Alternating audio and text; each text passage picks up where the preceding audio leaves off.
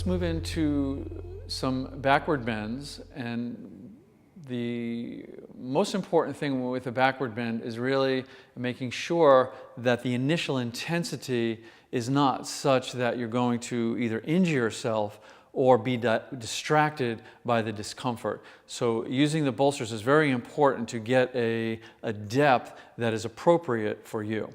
So something relatively simple and on the mild end of things is to straighten out the legs, take the round bolster, and we're going to put it long ways into the lower back. So the tendency when we come back is for the bolster to slide a bit, and then there's a gap between lower back and bolster, and we don't want that gap. So the best thing to do is to hold the bolster in and kind of tuck it into the lower back. Whenever we do a backward bend, we want to put the feet on the floor so we can stabilize and support the spine. And then just very gently start to ease onto it to make sure this is appropriate for you. So once you feel the compressive force into the lumbar spine, you can let the rest of the upper body relax down, relax the arms, and then the last thing to relax out are the legs. This is a backward bend that you could stay for a very long time and really absorb the compression and the stress into the lumbar spine.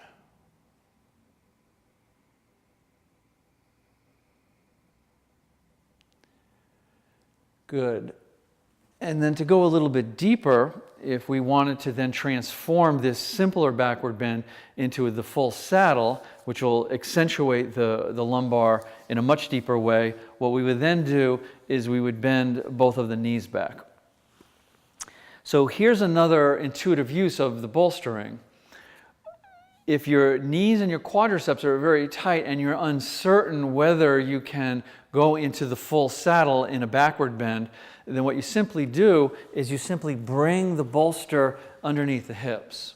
So this will give you some time to let the knees and the quadriceps acclimate to going back. So spend as much time as you need here. Make sure you feel safe in the knees and the quads and the hips.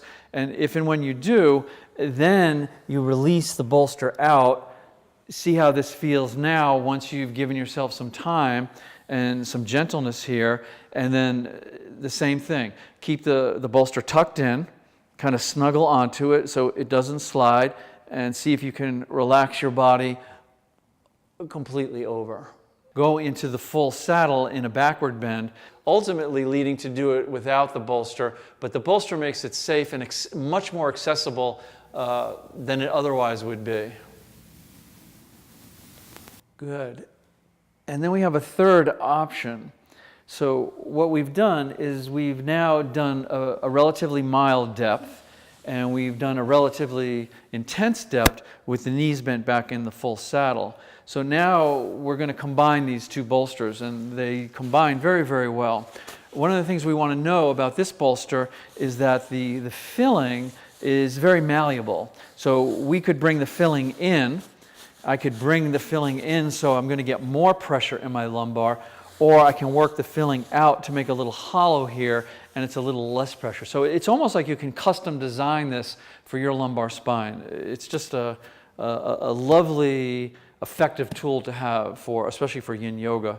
So what we're going to do with this is probably one of my favorite backward bends, is we're going to bring the large bolster in. We have it long ways, and we're going to place this bolster right over the end of it. So it's right on the end. And then we're going to come back and, again, snuggle the lumbar spine in. Always want to hold it in so it doesn't slide. Once again, the reminder, whenever we're coming back, we want the feet on the floor to make sure the lower back is safe. And then just relax over it. Sometimes I'll stop halfway just to let my body know that I'm being mindful and respectful. Once you have the upper body over it, only then we'll let the legs release out and just relax. Make sure the hips, the buttocks, or sit bones are on the floor. Make sure the neck feels safe, and then stay here for whatever time is appropriate for you.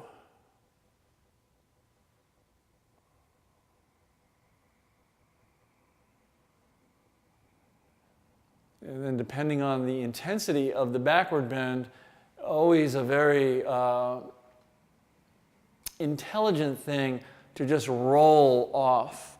And especially if you're holding this for a long period of time, we want to roll off and maybe come into fetal pose and just take the time here to let the lower back release and soften so we don't run into anything unsafe.